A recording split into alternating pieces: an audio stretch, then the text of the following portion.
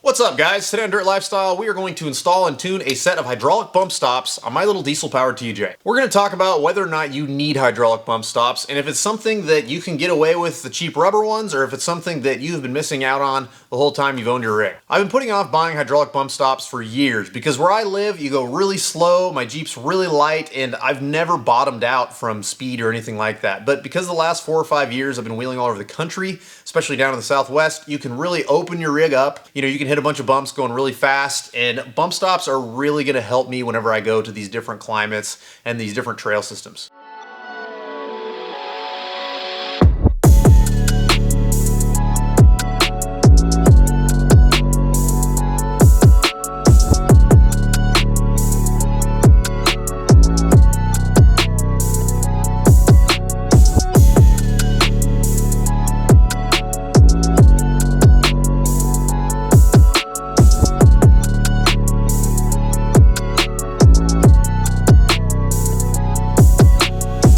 As you saw in that montage, I've been working on these upper coil buckets from Artec. This is a mounting solution for somebody with a TJ or a JK. They make these so you can basically mount a hydraulic bump stop right in the middle of where your spring goes. So as your axle comes up and it impacts this location on this coil bucket, it's going to be impacting where your bump stop is. Pretty handy. It's not honestly the best place to put it. It's not the easiest place to put it in terms of adjustment and stuff, and we will go over that later.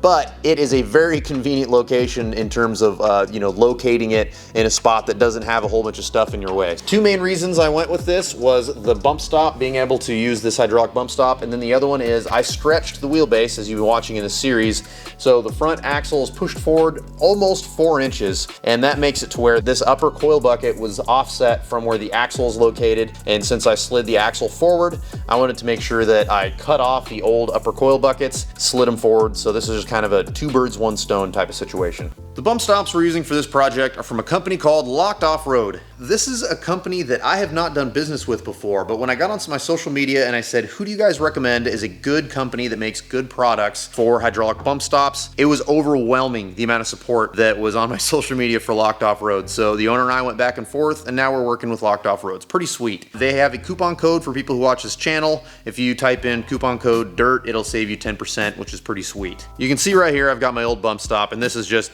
polyurethane or something like that. Certainly not soft. Much better than running no bump stop, and these are very inexpensive. They're very easy to locate where you need them. Certainly not ideal for ride quality or anything like that. Upgrading from that to one of these hydraulic bump stops is gonna be a really nice improvement in terms of ride quality and honestly even durability, because if you do come down really hard on something like this, it can slowly be detrimental to the bracket that you have made for it or different things like that. But with something like this, because it's always cushy, it's much softer impact on all of your suspension components, not just your back and neck. We are looking at 2 different styles of bump stop here. Clearly, we have the traditional style where this is just a bump can that you weld to whatever the heck you want. I'm gonna weld it to the frame. That's what most people do. And then there's no adjustment. It is fixed there. The only adjustment you will have will be building some pucks or changing the location of where this impacts your axle. These are adjustable. These come with a sleeve that welds in, which I have already welded onto the front of the Jeep. And those are inside of those Artec brackets that we already saw earlier. Now, what's cool about this is use this tool over here, and then you can make these fine-tuning adjustments, and you can still stack different things on the bottom if you need to. The front is gonna be where I'm gonna do most of my tuning, to be completely honest, so I'm really glad that I was able to use these adjustables in the front, and it's gonna make it much easier to adjust everything later.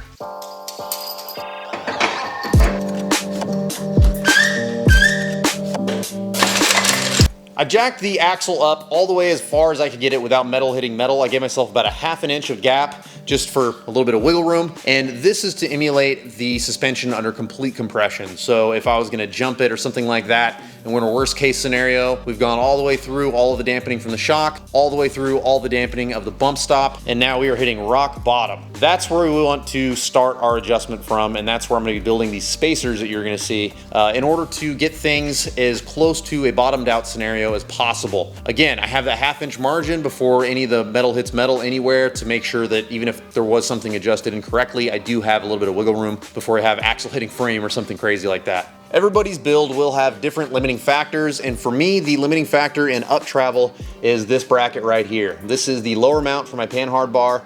I wanted to raise it up as high as I could to give myself, the least amount of bump steer possible, but everything comes with consequences. One of those consequences of raising that up for a better ride is it gets really close to the frame. But that being said, it's actually got quite a bit of up travel. It's gonna be hard to tell in the video, but you'll see at the end of this series, whenever I'm actually testing tuning everything, that it's gonna be more up travel than you think. There is a big gap between the pad on the bump stop and the part where it's gonna mount on the axle, or where it's gonna bump into the axle rather. And so we need to build a spacer to go in between there, and we're gonna do that right now. I have a bunch of scrap material that I hold on to that I have in the back of my shop from projects in the past or things from work that they were throwing away, stuff like that. And I ran across this 3-inch iron pipe. Now this 3-inch iron pipe, something that I haven't found a use for, and I've had it forever, but it ends up fitting perfect on the inside of this spring, which is exactly what we were looking for in a spacer to take up that slack between the axle and the bump stop. This is something I know a lot of you guys have not seen, and at work we call these a pipe wrap. It's something you use a lot in the pipe trades, but a ton of people don't know they exist. What's really nice about this is that you can wrap it around your pipe, and because it's so wide, it makes it real easy to give you a clean mark to trace. And the advantage of having this clean mark to trace is it gives you a really easy line to follow whenever you're trying to cut around a curve. There we go. Perfect.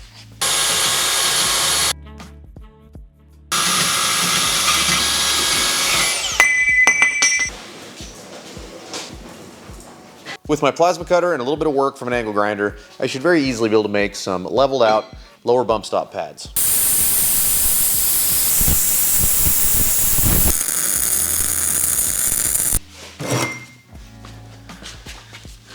Let's see how this is gonna fit here. Oh yeah, perfect. So that worked out really well. I think that we have plenty of wiggle room here, plenty of play. So if there's any adjustment that I need to make in the suspension, which I don't think I will, but if there is, I'm still gonna be on that bump pad. I think the proper way to do this is gonna be pull the axle off, take the axle, remove it from the vehicle. I can slide the spring over this big spacer, and then I can make sure that the spring is going to clear between the spacer and this front bracket before I tack it. If I tack it right now and I just think it's gonna work, it's gonna be a little bit difficult to make sure 100%. So I don't wanna bite off more than I can chew. I think that it's gonna be smarter. I have so much wiggle room and so much margin for error. I think that that's gonna be an easy way to do this. This is probably the most common style that you will see with a hydraulic bump stop, and it's just a bump can that you can weld anywhere. I mean, you can weld this thing right on the outside of your frame, right on the inside of your frame. You can cut your frame and you can French it, and there's a bunch of different options here. You can build custom brackets and make it do some pretty badass stuff. In my case, this is by far the easiest place to put it. It just so happens that my sway bar link goes right around it. I mean, I couldn't have planned that any better if I wanted to. And whenever I line it up on this inside edge of the coilover bracket itself, it gives me this sweet spot that I can just weld a nice hot line right there, and then I can weld all the way around the back and the bottom of this bump stop can, and it's not gonna go anywhere. The axle is at full compression right now. The bump stop is at full compression right now, and I can basically just set it down where it is. The bump stop pad is gonna land right on the back of my truss. So all I gotta do is tack it in a couple of spots, then I can pull the bump stop itself out and just burn that can in. All right, let's talk about tuning. Tuning one of these is super simple. Basically, it's oil and it's nitrogen. The amount of charge of nitrogen that you have in here, the amount of pressure that you have is going to change how much stroke this is gonna see whenever you hit a big obstacle. You don't want it to bottom all the way out, clearly, that's not good. And you don't want it to just barely push down. You want it to be somewhere in between. This is basically divided into thirds. The bottom third is gonna be the softest, the middle third will be the second softest, and the upper third, you're basically just pushing oil. You don't want to be very deep into the upper third because that's just not gonna be very comfortable. So this O-ring right here, you push all the way up to the top, you bolt this bad boy into your rig, you go out, you have fun, and you see how far it went down while you're having fun. If it only went down a little bit, then you should probably let a little bit of the pressure out. Most people start with close to the maximum amount of pressure whenever they're tuning, and then they slowly bleed it out throughout the day based on what the ride quality is. We wanna see this, at least I wanna see it, right about in there. We wanna have gone through on a really big hit, like 2/3 max. We don't want to go much more than that. If we're too deep into that oil, that means that we're bottoming it out a little bit too far. Now there's a couple other things to factor in. You have your maximum pressure is going to be set up by the manufacturer. You need to contact the manufacturer, find out what the max pressure is so you don't blow this thing up and blow a seal. I don't think it's dangerous, but you don't want to blow a seal out for sure. Also, a 2.5-inch diameter one of these is going to be good for a vehicle that's over 5,000 pounds. A 2-inch diameter like this one is going to be perfect for something that's under 5,000 pounds like my lightweight Jeep. Those are all things you need to know whenever you get to tuning. And again, you just adjust this O-ring around, you're going to adjust your pressure, and it's going to make it to where you can dial this in perfect and have a really nice, comfortable ride off-road. All right, guys, that's it. If you want to see more stuff like this, make sure you subscribe to the channel. Make sure you click the thumbs up button. If you want to save 10% on any Locked Off-Road products, type in the coupon code DIRT and you'll save 10%. Pretty easy, pretty sweet. If you want to support Dirt Lifestyle, we do have a Patreon page and we have a website, thedirtlifestyle.com. We have shirts, hats, stickers, stuff like that. If you want to follow me on social media, I'm at Dirt Lifestyle Nate. We'll see you next Friday.